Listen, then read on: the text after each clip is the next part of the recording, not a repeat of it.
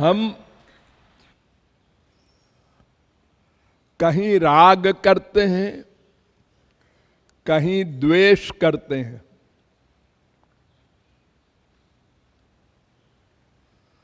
द्वेष राग का ही दूसरा रूप है। राग से द्वेष पैदा होता है। हमारा जहां राग होता है उसमें जो गड़बड़ करता है उससे हम द्वेष करते हैं, दुश्मनी करते हैं।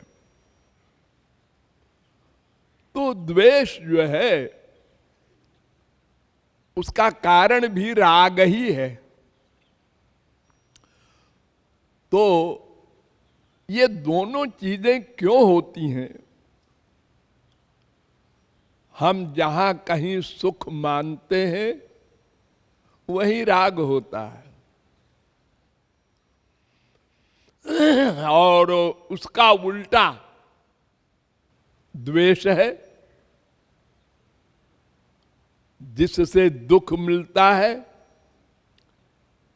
उससे द्वेष करते हैं। तो अगर हम ये जान लें और मान लें कि संसार में न सुख है न दुख है,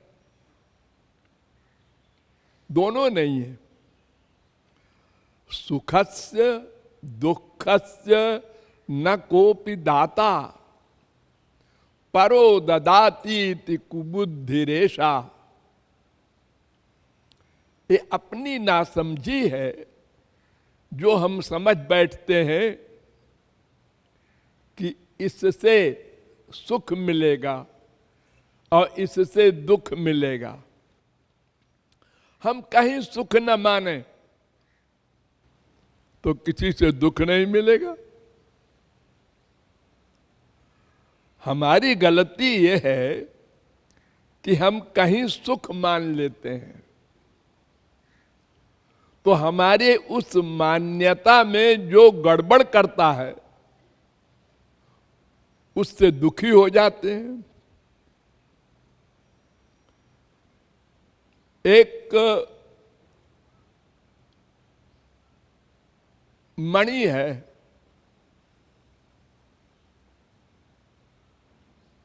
सोने का सिक्का है, और रास्ते में पड़ी थी। दो आदमी जा रहे थे, एक को मिल गया, उसको खुशी हो गई। दूसरे को नहीं मिला, उसको दुख हो गया। ये सुख क्यों मिला एक को दुख क्यों मिला? दोनों ने उस वस्तु में सुख माना था,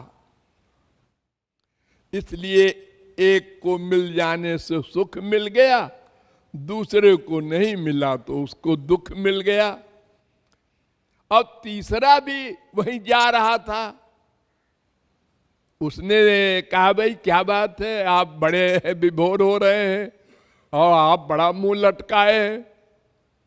उसने कहा हमको जी 10 तोले का एक सोने का सिक्का मिला है, हम तो भिखारी थे,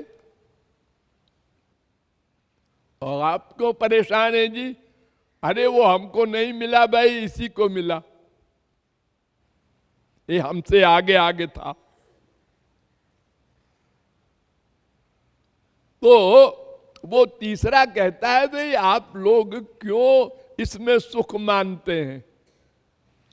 अगर आप सुख न मानते तो आपको सुख न मिलता, आपको दुख न मिलता। ये आपके मानने का विषय है।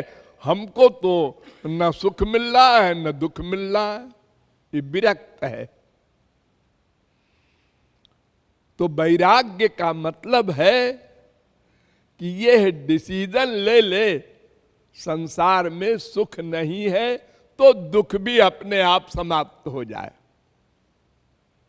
वो भी नहीं मिलेगा। बराहोपनिषद में कहा गया है, ज्ञस्यानंदमयम जगत।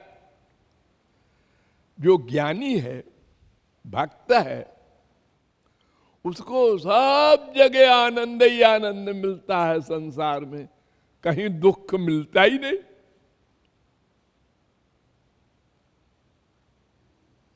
किसी ने गाली दिया, इसमें भी आनंद है। क्यों? इसलिए कि वो ये समझे रहता है कि इसने गाली हमको नहीं दिया, हमारे शरीर को दिया है, और हम शरीर है ही नहीं, तो हम क्यों फील करें? अरे कोई हमारे पड़ोसी को गाली दे तो हम फील तो नहीं करते। अरे भाई हमको गाली नहीं दिया हो तो हमारे पड़ोसी को दिया है, उसने कूड़ा फेंका था। अगर हम अपने को आत्मा मान लें तो हमारी कोई तारीफ करे तो भी 0/100, कोई बुराई करे तो भी 0/100। समम माना पमान यो। इसका अभ्यास साधना के समय करना चाहिए कि अपमान को गले लगावे। हमारी कोई बुराई करे और हम फील न करें, इसका अभ्यास करना चाहिए। तो देखो ये संसार में इतना अभ्यास कर लेते हैं लोग, तो हम भगवान की ओर चलने वाले क्यों नहीं अभ्यास करते कि शौक पैदा करें हमारी कोई बुराई करे। और जबकि फैक्ट है, जब तक जीव को भगवत प्राप्ति नहीं हो जाती तब तक अनंत जन्म के पाप पुण्य उसके साथ है, संचित कर्म के रूप में। अनंत पाप, 1 करोड़ 2 करोड़ नहीं। और उसने तो एक बात कही है, तुम बड़े स्वार्थी हो, तुम कैरेक्टरलेस हो, तुम 420 हो। बस एक वाक्य बोला है, इसी में वो फीलिंग, वो अरे सुनो जी उसने हमको 420 कहा जी, सुनो जी। अब उसका चिंतन मनन कीर्तन भजन नवधा भक्ति हो रही है।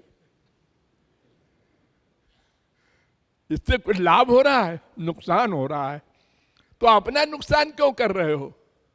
वो तो अपना कह के अलग हो गया। एक जैसे कोई किसी ने बम छोड़ दिया, अब वो अपना चला गया छोड़ के, अब सैकड़ों आदमी मरे जिए घायल हो, छुट्टी उसकी। तो हम लोगों को सोचना चाहिए कि हम शरीर नहीं है, आत्मा है। और फिर अगर हम महापुरुष भी हो जाएं और कोई हमको कहे तुम कामी हो, क्रोधी हो, तो भी इसलिए नहीं फील करना चाहिए, इसको दिखाई नहीं पड़ रहा है बेचारे को कि हम महापुरुष हैं इसलिए ऐसा कह रहा है। तो कोई भी बात कोई गलत कहता है तो भी बुरा नहीं मानना चाहिए। किसी आदमी को कहे तुम हाथी हो, मैं हाथी हूं, तेरी आंख खराब हो गई है, डॉक्टर को दिखा। मैं आदमी हूं कि हाथी हूं? तुझे हाथी दिखता हो, हंसेगा वो, बुरा नहीं मानेगा। तो अगर आप ये चैलेंज करते हैं कि हम न कामी हैं, न क्रोधी हैं, न लोभी हैं, हमको इसने कहा, अरे तब तो और नहीं फील करना चाहिए कि तुम हो ही नहीं, अब तुमको कह रहा है। सब उसका दिमाग खराब हो गया तो इसलिए ऐसा कह रहा है। अरे मान लो हम डॉक्टर हैं और हमको कोई कहता है कहिए इंजीनियर साहब, तो वो सुनकर कहता है किसी और को बुला रहा है। मैं तो डॉक्टर हूं, इंजीनियर हूं नहीं। वो बोलेगा नहीं वो, अरे इंजीनियर साहब मैं आपको बुला रहा हूं, वो अपना बैठा है, बोलते क्यों नहीं? हमसे कह रहे हैं आप, मैं तो डॉक्टर हूं। अच्छा अच्छा अच्छा। अरे किसी भी तरह सोच लो, क्यों फील करते हो, अपना नुकसान करते हो, क्रोध में जलते हो, आत्मा का भी नुकसान, शरीर का भी नुकसान। तुलसीदास कहते हैं कि निंदा करने वाले को अपने घर के आंगन में झोपड़ी छवा के टिका दो, रोज निंदा किया करे। महात्मा बुद्ध की एक ने सवेरे से निंदा शुरू की तो शाम तक करता रहा, गाली देता रहा। तो शाम को महात्मा बुद्ध ने कहा, अपने शिष्य से इसको कुछ खिला पिला दो भाई, बेचारा थक गया होगा।